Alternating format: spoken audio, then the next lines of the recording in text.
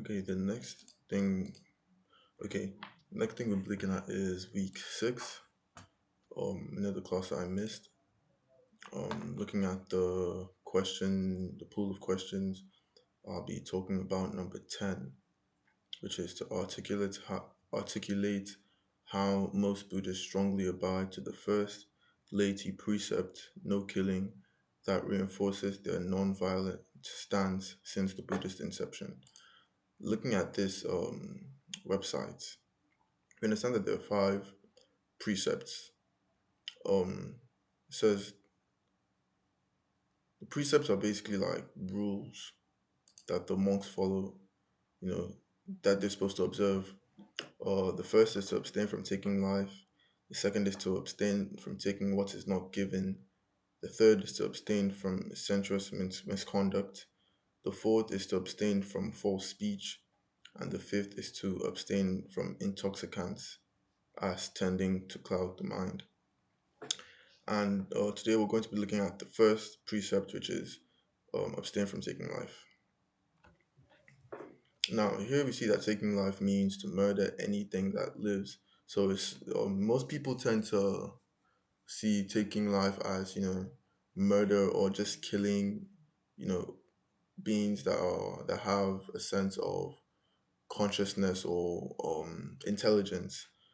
Like some people feel like if they have like if there's a bug or like an ant, like they're like, oh, the ant doesn't know anything. The ant has no concept of like conscience, or so they don't tend to feel as bad when they kill an insect or kill a bug. They don't they you wouldn't they wouldn't even hold it in the same regard as killing a human. But we see that here Buddhism describes taking life as the will to kill anything that one perceives as having life. So to act as to terminate the life force in it, meaning that with animals, like even animals that we feel that are very insignificant, regardless of how small they are, it still exacts a toll when you take the life of an animal, regardless of the size. And even here, we see that with animals, there is a scale where it's worse to kill the big animals than the small ones. But then, regardless of which is worse, killing in general or like taking life in general is frowned upon in the Buddhist religion. There's also a case in humans where you're more at fault if you kill a human that's very virtuous. So the more virtuous the human is, the more fault you garner.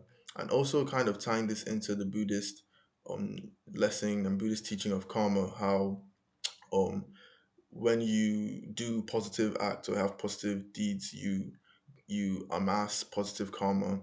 But then when you do negative deeds, you amass negative karma. So taking life is going to be a situation where um a person could be amassing negative karma by taking the life of anything, or like terminating life force in any animal or any living thing. And that's going to amass negative karma, which is something that no body practicing the religion of Buddhism wants. So that's also a reason why, going back to the question, how they strongly abide the first laity precept, it's because they know that by taking life, first of all, they're going to amass negative karma, which is one thing that a lot of monks and Buddhist people in the Buddhist religion tend to avoid. And then the second is just seeing how um let me see that yeah, so seeing how killing is just a bad act in general. Here it also talks about the extent of the offense right here. The extent of the offense is proportionate to the intensity of the wish to kill. So basically it's saying that the extent to which a person is willing to take, the intention of murder or the intention of taking life is directly proportional to the extent of the offense. So if this is like a very, very, for example, take an example, you have a person who feels that a wrong has been done to them or their family. Maybe they want to get revenge. Maybe someone committed an atrocity towards a family member or even maybe towards themselves, and they feel violated and they feel offended and they want to exact revenge, they want to take revenge on the person and decide to murder the person in cold blood, that is going to be that offense is going to carry a heavy weight compared to someone who was maybe drunk driving, or someone who maybe accidentally dropped an maybe like a blade on the floor and ended up hitting a baby or something. um those The first person is a very very intentional act, while the second one is an accident.